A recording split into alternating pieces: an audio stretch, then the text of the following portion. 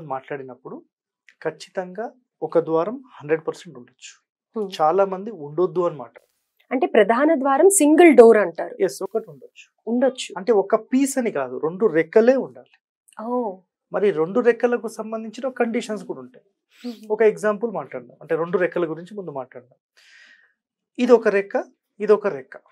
ఒకవేళ మీరు ఒక వర్క్ చేస్తూ ఉన్నారు.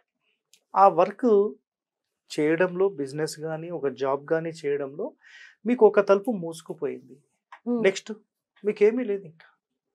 మీకేమీ లేదు ఇంకా. అంతే, ఒకటే జీరో.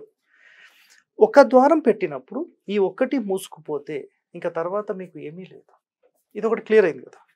ఇప్పుడు ఈ 2 ముక్కలు ఎలా పనిచేస్తాయంటే, మీకు ఒక ద్వారం మీ యొక్క లైఫ్లో మూసుకుపోయినా ఇంకొక ద్వారం మీకోసం రెడీగా ఉంది. అలాగే ఒక ఇంటికి ఈ 2 పీసెస్ అనేవి చాలా